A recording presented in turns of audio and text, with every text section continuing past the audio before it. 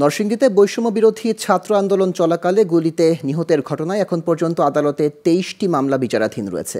এসব মামলায় জড়িতদের দ্রুত গ্রেফতার ও বিচারের দাবি নিহতের স্বজনদের।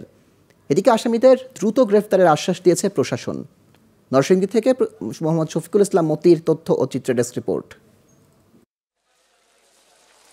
বৈষম্য বিরোধী ছাত্র আন্দোলনে সন্ত্রাসী ও পুলিশের গুলিতে শুধুমাত্র নরসিংদীতেই শিক্ষার্থী তাহমিদ সহ কমপক্ষে ৩০ জন নিহত হয়েছে। আর এসব ঘটনায় সাবেক প্রধানমন্ত্রী শেখ হাসিনা সহ স্থানীয় আওয়ামী লীগ, যুবলীগ, ছাত্রলীগের নেতাকর্মীদের বিরুদ্ধে ২৯টিরও বেশি মামলা করা হয়েছিল। পরে কয়েকটি মামলা প্রত্যাহারের কথা জানিয়েছেন নিহতের স্বজনরা।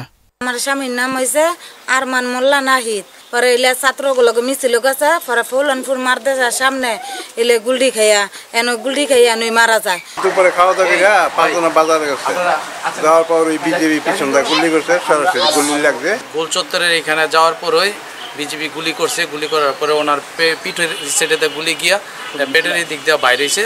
আইনজীবীরা বলছেন কয়েকটি মামলা প্রত্যাহার করা হয়েছে, তারপরও এসব মামলা তদন্ত করার দাবি তাদের। আমিও শুনেছি যে সকালে মামলা বিকেলে প্রত্যাহার।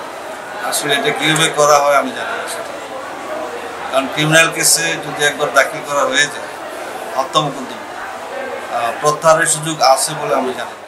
বর্তমানে ২৩ মামলা বিচারাধীন থাকলেও সহিংসতা ও দুর্বৃত্তের হামলার ঘটনায় আরও কিছু মামলা আদালতে দায়েরের জন্য প্রক্রিয়াধীন আছে বলে জানালেন এই কর্মকর্তা। এই ৩ থানায় সর্বমোট ২৫ থেকে ২৬টার মতো মামলা চলমান প্রক্রিয়ায় আছে। নেতৃবৃন্দ এই মামলার আসামি শ্রেণীভুক্ত আছেন।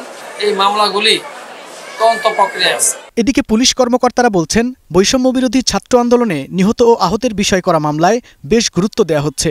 পাশাপাশি দ্রুত তদন্ত করে আইনগত ব্যবস্থা নেওয়ারও আশ্বাস দেন তারা। যে কোনো প্রকার দুর্নীতির প্রতি শূন্য সহিষ্ণুতা প্রদর্শন করা হবে।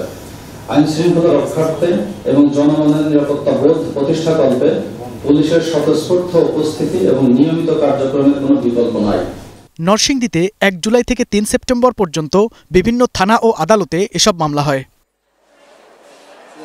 Global television news desk.